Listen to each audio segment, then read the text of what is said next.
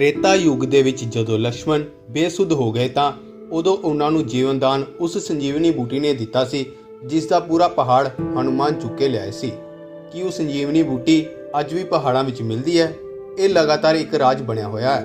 ਪਰ ਪਿਛਲੇ ਸਾਲ ਜਦੋਂ ਪ੍ਰਧਾਨ ਮੰਤਰੀ ਨਰਿੰਦਰ ਮੋਦੀ ਨੇ ਇਸ ਬੂਟੀ ਦਾ ਲੇਹ ਲਦਾਖ ਦੀਆਂ ਪਹਾੜੀਆਂ ਵਿੱਚ ਅੱਜ ਵੀ ਮੌਜੂਦ ਹੋਣ ਦਾ ਜ਼ਿਕਰ ਕੀਤਾ ਤਾਂ ਇਸ ਦੀ ਖੋਜ ਲਗਾਤਾਰ ਵੱਧ ਗਈ। ਕਈ ਟੀਵੀ ਚੈਨਲ ਵੀ ਇਸ ਦੀ ਖੋਜ ਵਿੱਚ ਲੱਗ ਗਏ। ਲੇਹ ਲਦਾਖ 'ਚ ਇਸ ਬੂਟੀ ਨੂੰ ਸੋਲੋ ਕਿਹਾ ਜਾਂਦਾ ਹੈ ਅਤੇ ਇਸ ਦੇ ਗੁਣਾ ਕਰਕੇ ਇਸ ਨੂੰ ਸੰਜੀਵਨੀ।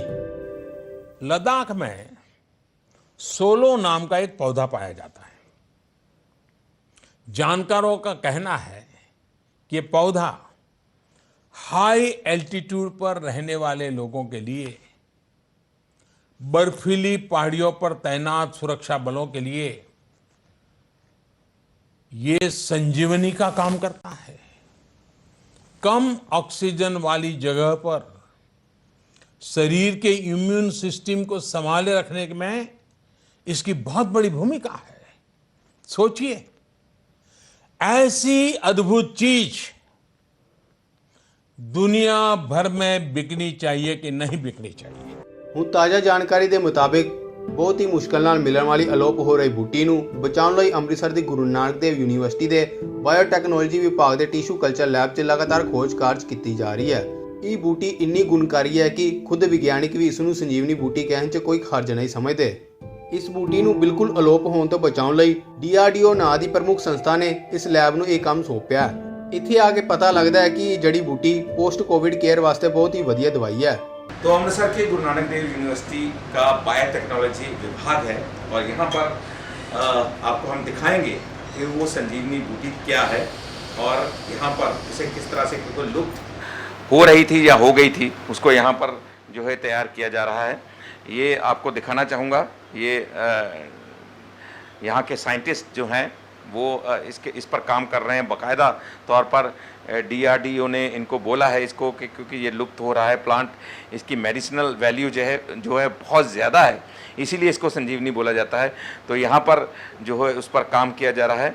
हम बातचीत करेंगे इस संबंध में। इधर भी आपको दिखाना चाहूँगा कि किस तरह से लगातार इस पर काम हो रहा है ताकि इसके प्लांट्स जो हैं वो बड़ी मात्रा में तैयार की जा सकें।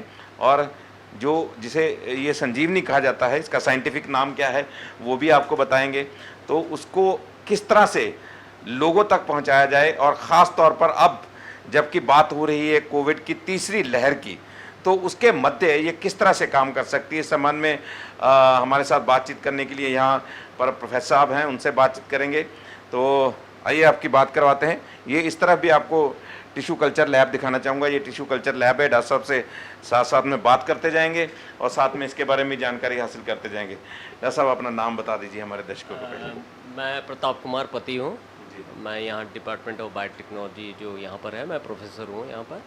और यहाँ पर मेरा जो एरिया ऑफ एक्सपर्टीज़ है वो प्लांट बायोटेक्नोलॉजी है। मैं मेडिसिन अभी हम लोगों को इंट्रोडक्शन दे रहे थे, बता रहे थे अपने दर्शकों को कि संजीवनी बूटी जिसके बारे में जिक्र हुआ है रामायण में, तो प्रधानमंत्री ने भी कहा था कि संजीवनी बूटी हमारे पास है, हमारे हिंदुस्तान में मौजूद हैं और वो यहाँ अमृतसर में अवेलेबल है, जो हम बता रहे हैं दर्शकों को। इसको संजीवनी बूटी क्यों कहा जाता है? एक्चुअली ये प्लांट जो है ये बहुत ही हाई ऑल्टीट्यूड में ग्रो करता है। ये 14,000 से 16,000 फीट ऊपर जहाँ पर स्नो लाइन है लेह लद्दाख एरिया में, यहाँ ग्रो करता है। बट इसका जो मेडिसिनल वैल्यू है कमाल की है। इसमें जैसे पहले जैसे लोगों का यूज़ करते हुए लोगों को पता चला कि इसका यूज़ किस किस चीज़ के लिए हम कर सकते हैं और इसका जो बेनिफिट है ये इसको हम अडोप्टोजेनिक प्लांट बोलते हैं लेमन पर्सन में। जैसे कि स्ट्रेस होता है, एंजाइटी होता है, उसके लिए ये कमाल के काम करता है। ठीक है, ऐसे आप देखेंगे कि इस प्लांट है जैसे कि हम हाई ऑल्टीट्यूड में जा रहे हैं, ऊपर चढ़ रहे हैं, कोई पहाड़ में चढ़ रहे हैं तो ऑक्सीजन डेफिशिएंसी होता है जिसको हम बोलते हैं कि हाइपोक्सिक कंडीशंस है। ये हाइपोक्सिक कंडीशन के लिए इसका कमाल की यूटिलिटी है। इसके अलावा इसमें लंग्स के लिए ये जो है लंग्स के लिए, फेफड़े के लिए इसका इम्पोर्टेंस बहुत है। इसका आजकल आप देखेंगे कि पेपर्स भी, जैसे हमारा आजकल कोविड के बहुत ज़्यादा इसके ऊपर एम्फासिस दिया जा रहा है इंटरनेशनल लेवल पे। तो लोग आहिस्ता आहिस्ता ट्राई कर रहे हैं कि इसके जो मेटाबोलाइट्स बनते हैं, जैसे इसके बहुत सारे मेटाबोलाइट्स हैं, एक रोजाबिन है, रोजारिन है, इस टाइप का मेटाबोलाइट्स है जिसका कि यूजेस जो है ये कोविड के लिए लोग आहिस्ता आहिस्ता देख रहे हैं कि इसका यूज़ कोविड के लिए हो सकता है जी। तो उसके ऊपर फिर लोग अभी इसके ऊपर थोड़ा सा इसको एक्सप्लेन करेंगे कि कोविड के लिए आपने कहा कि कोविड के लिए इसका इस्तेमाल हो सकता है और वाकई इस तरह की संजीवनी की ज़रूरत भी है लोगों को। अब तीसरी लहर की बात हो रही है, तो किस तरह से इसका कोविड में इस्तेमाल हो सकता है? आप देखिए कि ये जो प्लांट है, ये जैसे मैंने आपको प्लांट दिखा रहा था अभी मैं, बिल्कुल हम दिखाने वाले थे अपने दर्शकों को, ये संजीवनी जिसको कहा जा रहा है। पौधे हैं, ये पौधे हैं। तो एक तो है टेक्नोलॉजी, ठीक है, दूसरा है इसका यूज़ क्या होगा। अब टेक्नोलॉजी क्यों ज़रूरत है, पहले मैं उसको दर्शकों को समझाऊंगा, फिर इसमें कैसे काम हो सकता है वो समझाऊंगा।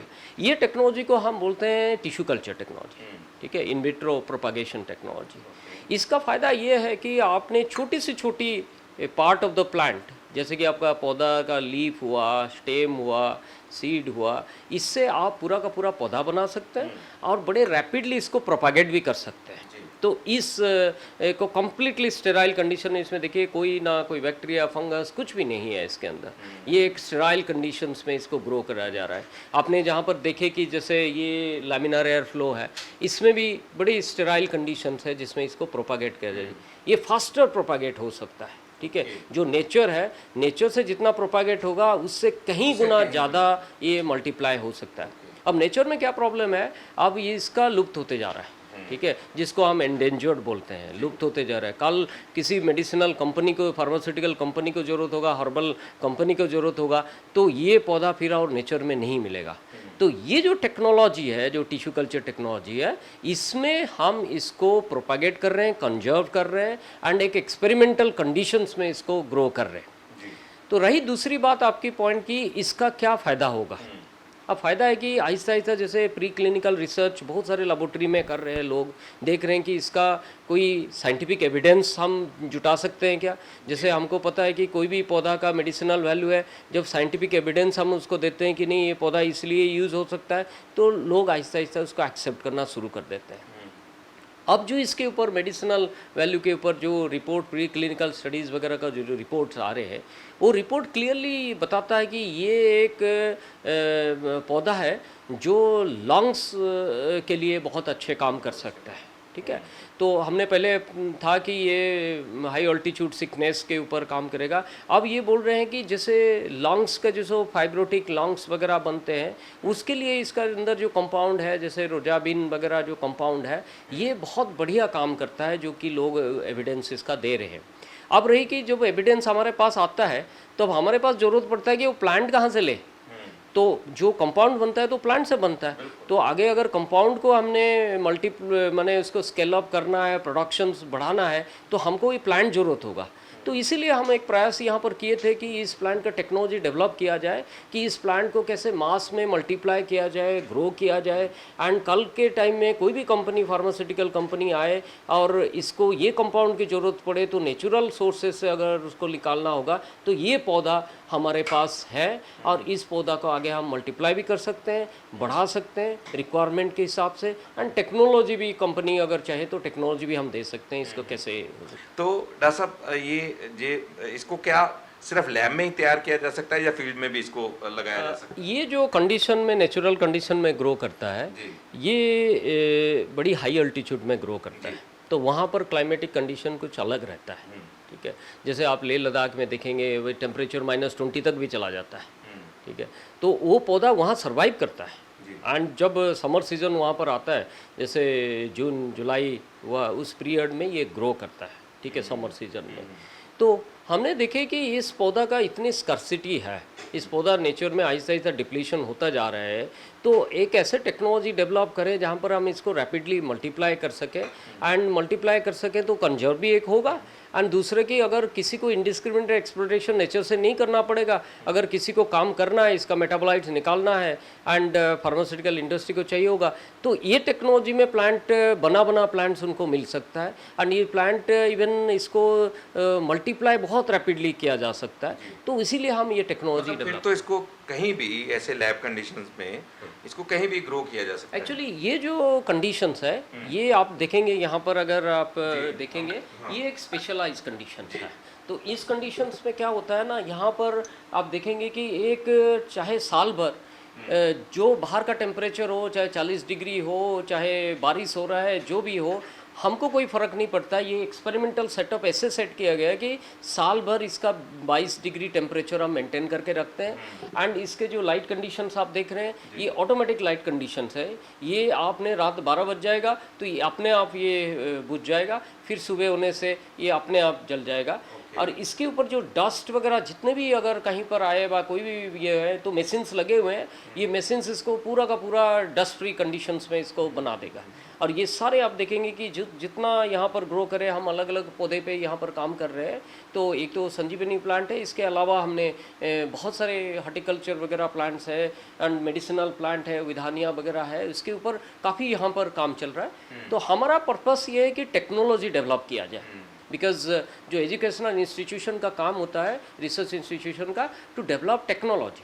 फिर टेक्नोलॉजी को जो एंटरप्रेन्योर्स है बा जो इंडस्ट्री है, इस टेक्नोलॉजी को आगे ले जाता है एंड आगे लेके जिससे कि लोगों को फ़ायदा होगा उस चीज़ तक हम ले जाता है। सो इसको है कि लैब से सोसाइटी, लैब से सोसाइटी को तक ले जाए एंड लोगों को जैसे फ़ायदा हो, एंड इनको एक रॉ मटेरियल जैसे मिलते रहे इंडस्ट्री को, इसके ऊपर काम करने के लिए, ये हमारा मकसद है। तो ये जब आपको डीआरडीओ ने दिया इसको कि इस पर रिसर्च करो, इसको मल्टीप्लाई करने के लिए, ताकि एंडेंजर्ड है तो इसको बचाया जा सके, तो इसके बाद क्या रद्द-ए-अमल रहेगा, कैसे करेंगे आप, यहाँ इसकी कैसे लोगों तक पहुँचेगी? एक्चुअली जो पहले हमने जब शुरुआत किए थे, क्योंकि हमारा लैब का स्पेशलाइजेशन है ये टेक्नोलॉजी में, इन विट्रो प्रोपागेशन टेक्नोलॉजी में हमारा स्पेशलाइजेशन है इस लैब का। हमने काफ़ी साल से इसके ऊपर, आज से 20-21 साल से यहाँ पर इस टेक्नोलॉजी के ऊपर काम करें, अलग अलग पौधे पे काम करते हैं। और डीआरडीओ को इसके बारे में पता था, हमारे लेबोरेटरी का स्पेशलाइजेशन के ऊपर पता था। तो उनको था कि ये एक पौधा वहाँ पर ग्रो करता है, उसका मेडिसिनल वैल्यू उनको पता था इस पौधे का। तो फिर हमने जैसे हमारे को ये दिए कि ये प्लांट एक्सटिंक्ट होते जा रहा है, एंडेंजर्ड होते जा रहा है, आप इसको आपने टेक्नोलॉजी यूज़ करके इसको प्रोपागेट कर पाएंगे तो we will initially help you, आपको हम हेल्प करेंगे।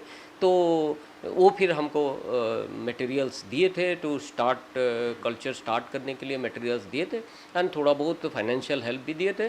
सो हम उनके फाइनेंशियल हेल्प वगैरह में पहले एक मेरे पास एक ले के स्टूडेंट सी वॉज इंटरेस्टेड, क्योंकि उसको पता था इस प्लांट के बारे में, तो वो फिर मेरे पास पीएचडी में ज्वाइन किए एंड ज्वाइन करने के बाद हमने इसके ऊपर काम किए। तो इनिशियल एस्टैब्लिशमेंट में हमको लगा 1-2 साल एस्टैब्लिशमेंट करने के लिए। पहले इसके बहुत सारे रिफाइनमेंट किए हमने, कैसे ग्रो करेगा, क्या इसके चेंजेस हम लाएं तो ये बड़े फास्ट ग्रो कर सकता है। तो हमने इसके ऊपर काम करके अब ऐसे टेक्नोलॉजी डेवलप किए कि जो हम फास्ट मल्टीप्लाई कर सकते हैं। और इसका जो आगे रहेगा ये रहेगा कि जैसे ये प्लांट अभी दुर्लभ है, तो अगर ये प्लांट को हमको पता है कि इस प्लांट में क्या मेटाबोलाइट्स है और कितना इम्पोर्टेंट है वो मेटाबोलाइट, अगर नेचुरल कंडीशन में कोई कंपनी से कोई ख़रीदने के लिए चाहेगा, ये बहुत कॉस्टली केमिकल्स है, ठीक है। तो इसीलिए ये नेचुरल सोर्स से वो केमिकल्स कैसे बनाया जाए, उसके लिए कोई इंडस्ट्री अगर आए, उसको अगर रॉ मटेरियल्स की ज़रूरत पड़े तो हमारा ये जो टेक्नोलॉजी है इसको हेल्प करेगा। अच्छा, इसका क्या इस प्लांट का साइंटिफिक नेम क्या है, क्योंकि हम लोग तो संजीवनी के नाम से यस, ये जो प्लांट है इसका हमने इसको रोडियोला बोलते हैं, रोडियोला इम्ब्रिकटा इसका स्पीसीज के नाम है। एंड इसको कॉमन नेम जो वहाँ के लोग जानते हैं वो सोलो प्लांट के हिसाब से जानते हैं। तो इसीलिए आप देखेंगे, आपने जब अभी मेंशन किए कि प्राइम मिनिस्टर साहब भी इसके ऊपर उनका स्पेशल एम्फासिस था, तो इनका एम्फासिस था कि ये प्लांट का कमाल का मेडिसिनल वैल्यू है, उनको पता है। वहाँ पर लोगों को भी इसका मेडिसिनल वैल्यू पता है, प्राइम मिनिस्टर साहब को भी इसके यहाँ पर उनको इन्फॉर्मेशन है इस प्लांट के बारे में। दैट्स वाई वो जब हाईलाइट इसको किए तो उसके बाद लोगों का आहिस्ता आहिस्ता इस प्लांट के ऊपर इंटरेस्ट बढ़ा लोगों को। एंड नहीं, DRDO के साथ हम पहले भी काम करते थे, हमने 4-5 साल पहले उनको इनिशिएट किए थे, बट वो DRDO प्रोजेक्ट तो अभी ख़त्म हो गया। बट ये जो स्टूडेंट था मेरे पास, उसका खास इंटरेस्ट इस प्लांट में था, तो हम इसके अलग अलग डायमेंशन के ऊपर काम कर रहे हैं। इसमें हमने जैसे मेटाबोलाइट कैसे इसका बढ़ा सकते हैं उसके ऊपर भी काम कर रहे हैं, जैसे सेलुलर लेवल पे कैसे इसको मेटाबोलाइट को प्रोड्यूस करें उसके ऊपर भी काम कर रहे हैं। तो हम अलग अलग एरिया में इसका अभी काम कर रहे हैं। इसको जैसे कॉस्ट इफेक्टिव प्रोपागेशन मेथड कैसे हो सकता है इसके ऊपर भी काम कर रहे हैं। तो काफ़ी एरियाज में हम अभी इसको फोकस कर रहे हैं इस प्लांट में। इसको एक मैंने आपसे बात कर रहे थे तो पोस्ट कोविड केयर में ये काफ़ी अच्छा आप बता रहे थे, तो उसमें कैसे है ये एक्चुअली आप देखेंगे कि जैसे जो अभी हम देख रहे हैं जो कोविड के बाद लोगों को जो कॉम्प्लिकेशंस आ रहे हैं, मेरे कभी डॉक्टर्स वगैरह के साथ भी बात होता है